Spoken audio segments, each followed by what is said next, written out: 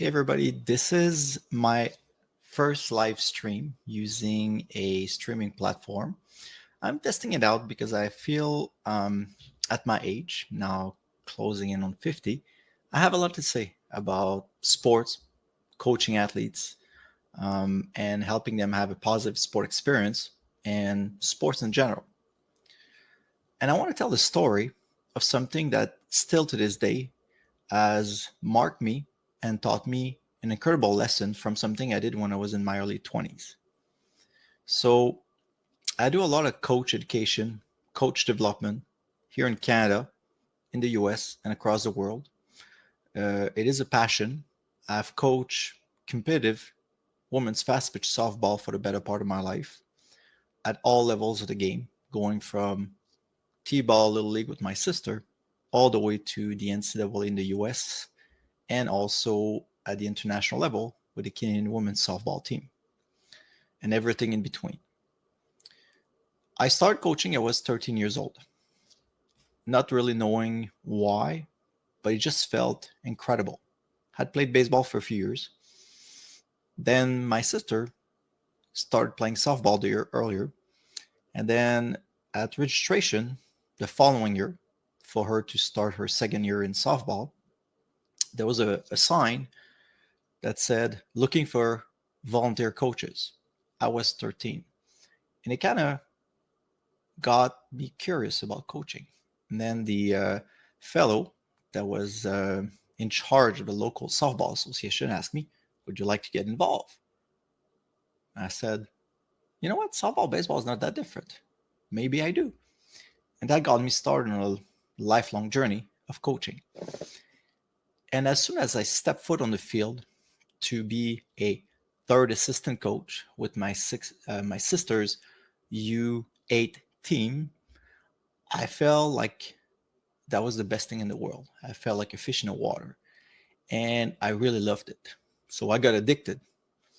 The reason why was my ability to play a positive role, have some sort of positive influence in someone's life or a couple of people's life. And that has basically been what has defined what I've done in life, from personal training, coaching, doing conferences, uh, and many, many things I've done. So let's jump right into the story of this young lady that I coached when she was 15 years old. That's a while back. And at that time, I had been coaching for a few seasons. I was the head coach of a U16 teams in my local hometown. So this was what you would call competitive travel softball. So you do weekend tournaments. And I had a decent team. The way it works at a U16, you have 2 years, 15 and 16 years old. And this young lady came from the B level, or if you want more, the community recreative softball level. So she has been playing the game for a few years. And I was what we call doubly coaching a regional team, which wanted to compete at the provincial level in my home province of Quebec in Canada. And at that time, I had a decent number of athletes with some talent, but the year before had been extraordinary because the way it works is a year out of two. I was sort of following the girls born in 81. So my sister was born in 81. So 1 year out of two, I had either the 80-81 or the 81-82s. So that year, I was coaching U16. The selection camp takes place usually in the fall, in September, for the year after, for the whole summer. So we train through the winter and then compete the following summer. So in the fall of following a very successful U14 season, I'm moving up with the crop of girls born in 81 in my region. That included my sister. And then we had a core number of players that were of decent caliber. And then we needed to round it up with a few additional players. So we had a training camp. And during a training camp, there was a young lady from another local association that showed up and had decent amount of talent. She had some good hitting power, could play pretty decent third base, but had some limited mobility going side to side. So at a higher level, it would be difficult to play a different position, maybe first base. But I had already pretty good first base. Anyway, I decided to select her, being someone who believes in development, who likes to train talent. I'm a practice coach. I love to teach skills. And then we enter the indoor portion of our season. Basically, being from Canada, we have to be indoor for a few months of the year because it gets cold. And at that point, right away, fairly early, I realized that her life is a mess. She's not in a good place with her parents. She's a lonely child, or if you want, doesn't have any siblings. Her parents and her is like not fire and water. It's not working. I should say fire and gas, maybe, but it's not working. She's full on a teenage rebel, has a bit of a character, but she loves the game. And that year was very, very difficult for her from a personal life standpoint. School didn't go well. She was kicked out of the house a few times. She ran away. She had trouble with disciplines and just about everything you can imagine for a 15-year-old whose life is a total mess. The only thing in her life that was a bit of a bright light was softball. She came to practices. She loved feeling she was competent. She loved feeling that she was improving. She loved being considered a good player and to be given the time of the day by her coaches. Um, my style of coaching has always been to have the back of my players. I love my players. I love taking care of them. I love making sure they progress, they feel welcome inside the teams. And I always had an interest, and still to these days, to work with the ones that might struggle a little more and make sure they feel at home. I did not do anything special that year, except do what I'm supposed to do as a softball coach. So there were times where she would come to practices and she would not mentally be all there. She was struggling, depression, anger, um, unfocused, like put every emotion for a teenage girl who's not in a good place with her parents and at school and with her friends. And her only place where she felt better was at softball. So she came to practices and really wanted to get better, knowing that she came from a lower level of a lower caliber. She would show up and work pretty hard. So I enjoy her presence. There was times where she was not focused. There was time where she would be short temper, but overall, she was a nice young lady. So she was a little on the higher maintenance side because of the fact that she was going through something so tough in her life. So the year goes by, and there are many instances, many times where she just needs someone to listen. And I took the time to listen, you know, during practices, as we're doing hitting stations, before, after practices. Of course, many times her parents didn't show up for picking her up. She had to take the bus.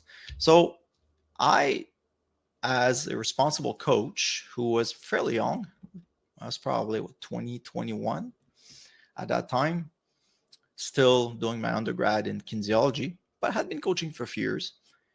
You know, I was a decent human being to her. I listened to her. I cared about her, just like I did with all of my players. And overall, she had a decent season. She played pretty good, not outstanding, but you could say for a first year at a double A level, she pulled her weight. Had a solid season, contributed to the success of the team, felt important, felt she belonged, enjoy being recognized as someone who can contribute. And what I understand today, what myself and my other assistant coach, who was a great assistant coach, who was, caring father, her daughter was on the team. Um, we were just there for the girls to enjoy themselves and to grow and to develop as athletes and players. So at that point, more near the end of the season, we probably finished something like fourth or fifth at the provincial championships, third in the league, something like that. We didn't have at top teams. We were decently competitive. As I said, the crop of players 81 had a solid core, but the crop of 82s were really good. So when we combined the 81s with the 82s, that gave us one of the best teams in the province. Very competitive. The girls born in 80, like this young lady, were not that competitive. So come the end of the season in August, and I can tell she's becoming sad, a bit depressed, because that's the end of the only thing really that has been a decent thing, a good thing in her life for the past almost 12 months. Then about 2 or 3 weeks after the end of the season, we have a camp to select the team for the following year. And I just couldn't keep her. Actually, she was born in 81. So that's sorry for that story. She was born in 81 because she was following me. So she came to the training camp, just like all current players and upcoming players that came from U14, the girls born in 82. And I had an influx of incredible talent coming up, along with pretty solid players sticking around for the next year. So that would be the following summer's U16 team. And at that point, I probably had close to 20 players that could technically have made the team elsewhere. But I had to select 12 or 13, I don't remember, because we don't want too many girls to sit on the bench too much. So she knew that. She kind of knew that. So I kept the girls for a few weeks, much longer than we usually do. I actually invited a whole bunch to indoor training without having finalized the selection yet, because I wanted to carry them around for a few weeks, see who would show up, who would work hard, because it was a tough decision. That's the part every coach hates, is to make cuts, select athletes. It breaks our heart because most coaches that are coaching are there to make a difference. So came down to really making decisions on the final selections, and I was torn. I didn't have room for her. The only position she could really play at that level was third base. I had another first baseman that was outstanding, and my second position for some of my pitchers were also first base. So I didn't really have a room, and I had a solid third baseman also coming up. So although she was a nice left hitting batter, which we love in our game, I didn't have enough room for her. So after much reflection, after being eaten alive inside because of it, because I didn't want to cut her. I knew how much it meant to her, but at some point we got to make decisions. So we decided not to keep her. So I did cut her, literally. And having been in this field for a while, athletes take it personally. They resent you, and often they don't speak to you anymore. They take it personally. They take it like screw up their life. It sucks, but it's part of coaching, unfortunately. It's the one thing that's really not fun. So I would have expected her not to ever talk to me again, or to be mad, or take a few years before she would warm up. It happens. So I did that a few times in my career where it broke my heart to cut an athlete, but at some point you have to make decisions. You can keep everybody. And if you do, but they don't play as much as they could. So I had to literally let her go, cut her. And it broke her heart. I mean, I never seen someone collapse when I told her. And I made sure it was in person. So anyway, I felt bad, but at some point I had to think of the team instead of her. Although I hope she would try for a team in another region, because when you're released from your region, you can try for another team. She did not. Never heard of her again. Never. So, okay. Fast forward 10 years later. My dad, who was not in a good place mentally, decided to take his own life. Yes.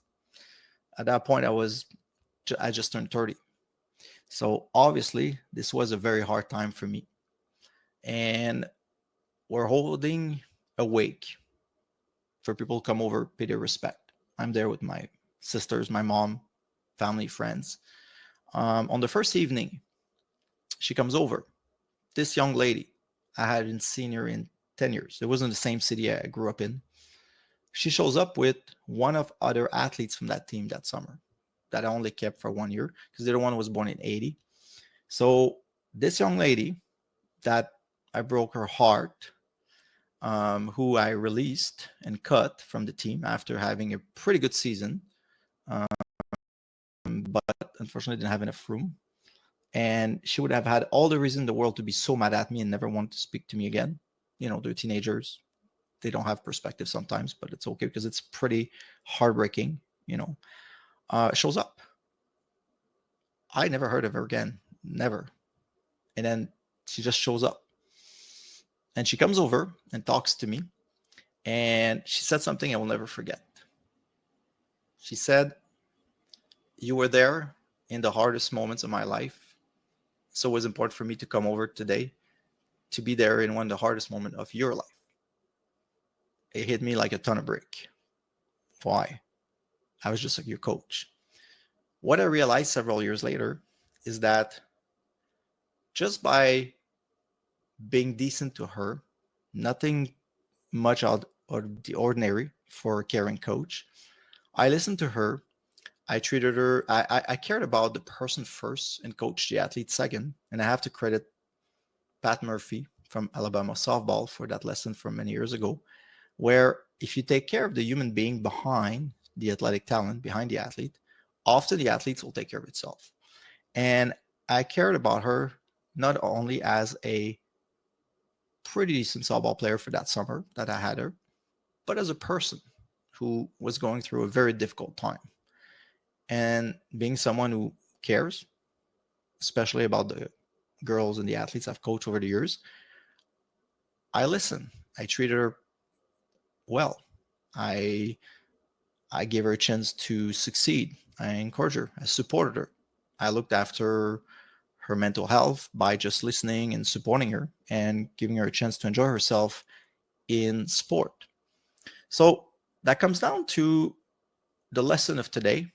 And I don't want to make it this much longer than 20, 25 minutes. Why should you care as a coach? Well, it's not so much all the wins and the glamour of a sports program. It's about being there for them, your athletes. We have a unique and incredible privilege to make a difference in people's life. But it's a double-edged sword because you can ruin people's identity, self-esteem, experiences in sport. And there's unfortunately so many bad stories of athletes that had a very terrible experience within sport. But on the other side, you're given a unique privilege to make a real difference. And sometimes it's just that they can be there and be themselves. They're feeling welcome. They're not judged. They're treated like human beings. They feel like they can be themselves. In practices and in competition, they just don't feel like they're a number, like they're this expendable because they're a human being with some athletic talent and some skills, but they are a person first. And as a coach or as a leader, your name, your background, who you are matters for like 1 minute. As soon as you start coaching, doesn't matter who you are. It's how you treat them. So you could be the biggest name in your sport, the biggest name in your industry. That will give you, I'll buy you a few minutes of credibility. But as soon as you start leading, coaching, how you treat people, how you treat that person, how you build those relationships is the only thing that's going to matter. After that, whoever you are doesn't matter. So we often say athletes don't care until you show them that you care. Then they might run through walls for you. And when you're a coach with a new athlete, you have to establish that connection of making them feel like you care about them as people first and as athletes second. If someone comes to practices and their life is a mess, like it was for this young lady 10 years earlier, they will be motivated to come. They will enjoy the experience. They will want to listen to you. They will want to feel more competent by getting better. So, in a certain way, and we talk a lot about it nowadays, mental well-being, mental health is a big thing. And most coaches are not trained to be counselors, psychologists, or people to do intervention. But we're coaches. What do? We support, we encourage, we direct towards resources. We can listen. We can help them move past certain things. That's what coaches do. And that's what I did with her. And that taught me a lesson at a very young age. Even at 30, I was still a fairly young coach, and I've coached for many, many more years afterwards. And I'm not perfect. I've made plenty of mistakes as a coach, but I've always cared. And I think this shows when you meet someone years later, and the years that you were with them, they enjoyed it and they stuck around. And I see some athletes I've coached in the past that are well in their 30s and 40s now, and they still play the game. And it makes me proud for two reasons. Number one, maybe I contributed to helping them enjoy the game and keep enjoying it, because a lot of people quit enjoying a sport after a bad experience, and perhaps contribute to helping them develop some of their skills along the way. But it's their accomplishment, not mine. But if I was there to help them, then I've done my job as a coach. So on that note, I'll wrap it up. And I just want to leave you with the idea that what you do today with young participants, young athletes, might matter a lot for them for the rest of their life. And we don't realize how far it can go. I certainly was privileged to experience that. That's a bit more of an extreme example, but I've had many of those examples over the years that I'm grateful for. I'll talk to you later. You've been listening to Developing Impactful Coaches in Canada. With over 30 years of coaching experience at all levels and a master's degree in coaching science, Marc has dedicated his career to unlocking the full potential of coaches and athletes alike. As a coach developer for 2 decades and the co-founder of Adrenaline Solutions, an agency focused on coach education and development, he's had the privilege of witnessing firsthand the transformative power of effective coaching. We'll be back soon, but in the meantime, make sure to like and subscribe. Hit our website at adrenaline.solutions. From education and instructional design, sport development, marketing and communication, and web and AI automation, we do it all. Thanks for listening, and see you next time on Developing Impactful Coaches in Canada.